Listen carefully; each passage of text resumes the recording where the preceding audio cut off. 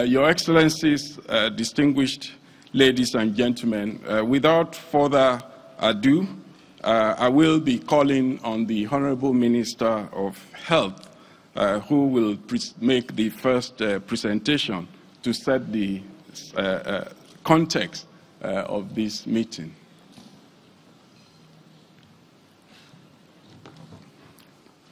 Please let us welcome the Minister of Health, Professor Adewale.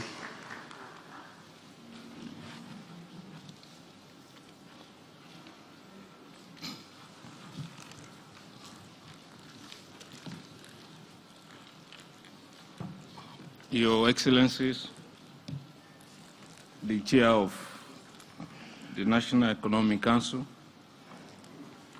Your Excellencies, our governors, led by the Chairman, representative of His Excellency, the Senate President, Chairman, Senate Committee on Finance,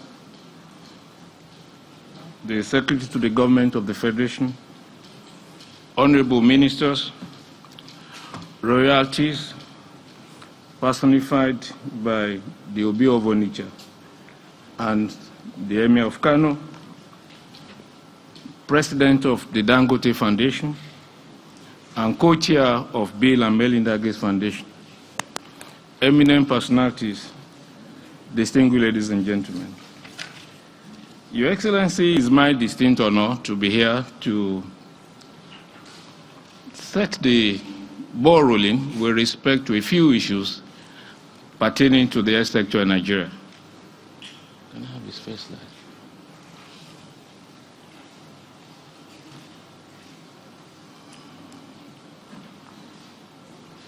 The health sector in Nigeria has had a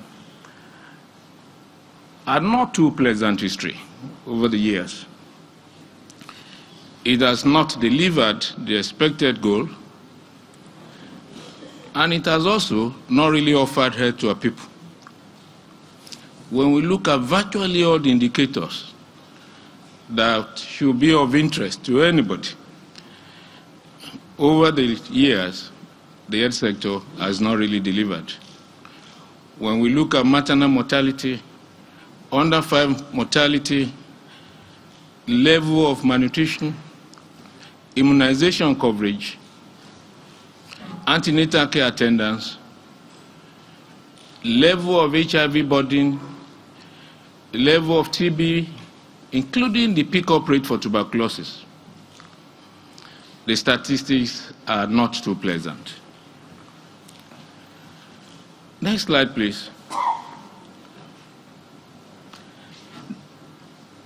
Please go to the last one.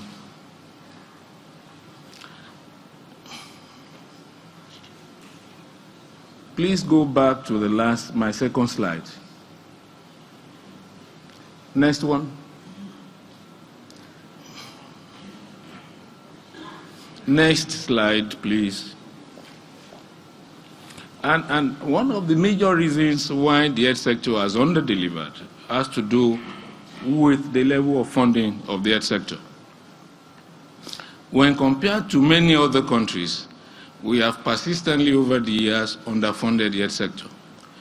And because of this chronic underfunding, the health sector has underperformed.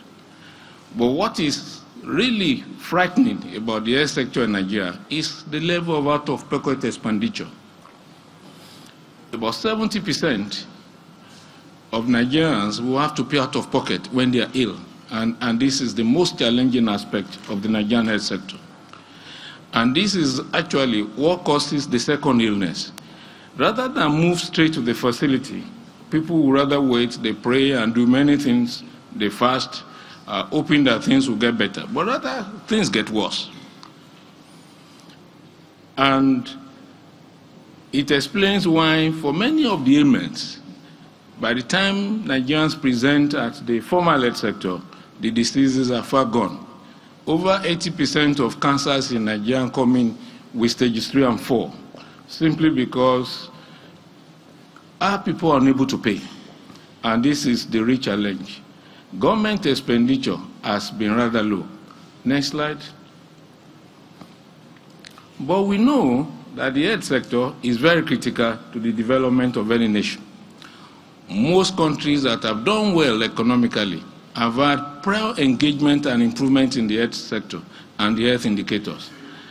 And the slide in point indicated the progress and route for South Korea and Malaysia, and they both recorded significant improvement in almost all the health indicators before we experienced significant improvement in the economic indicators.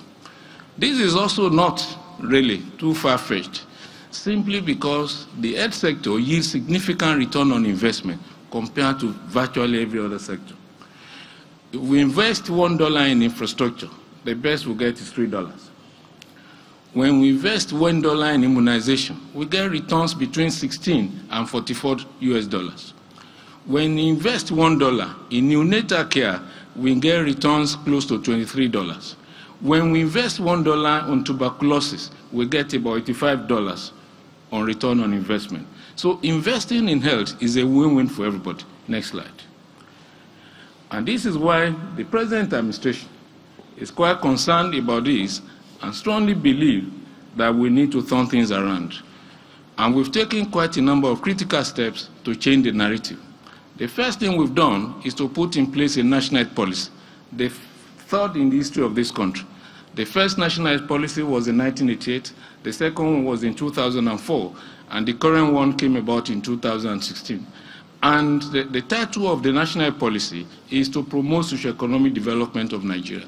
So we are actually tying improvement in the health sector to improvement in the socio-economic situation of this country. Not only that, we are also working on a strategic development plan to really cost what will it take to turn things around in Nigeria.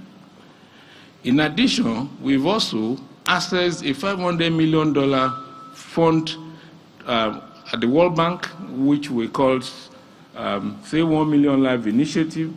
And apart from that, we are putting in place many other measures. We've set up a task force on accelerated reduction on maternal mortality, and we are focusing on 6 of our states with very low skill birth attendance and very high maternal mortality. And we are focusing on Sokoto, on Kebbi, on Katsina, on Kano, on Yobe, and Zamfara. These are 6 states with the worst maternal mortality indicators.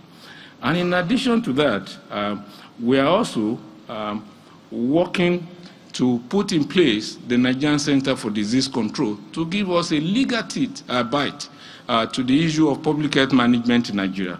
And most importantly, with piloting the Basic Health Care Provision Fund, which actually is a key component of the National Health passed in 2014. And a key component of the Basic Health Care Provision Fund is the allocation of at least 1% of the consolidated revenue fund to basic care. And as stated in the Act, the minister is entitled to define what basic care package in Nigeria is. And we have taken the liberty to define basic care in Nigeria as including maternity care, delivery care, malaria care, immunization, contraception, management of HIV and tuberculosis. And we are rolling these out in the next couple of weeks in 3 of our states, and we plan to cover 8 million people with basic care free of charge. And this is being funded to start off with $20 million US dollars from the Global Financing Facility, partly funded by Bill and Melinda Gates Foundation, and another $2 million directly from the Bill and Melinda Gates Foundation. And lastly, next slide. And lastly, we believe that working together to improve leadership, to improve increased funding, to share a common goal, how do we use this money better, how do we change the narrative, how do we make us better, we believe that we can change the narrative. We can reduce the number of children that have malnutrition. We can increase our immunization coverage. We can crash maternal mortality rate in Nigeria. We can crash under 5 mortality. We can cut down the number of people with HIV. We can reduce the number of people with TB and give our people a new lease of life. Next slide. And we believe that when we combine increased funding with increased and better use of resources, we can get there. The essence of our meeting is to solicit the support of Your Excellencies, so to put more money in health, make health a priority. Sometimes I'm torn between health and education, but if you ask me which is better, I would say I put more money in health. You need to be healthy to go to school. And most of the critical things that will make the brain develop has to do with health. Thank you, Your Excellency.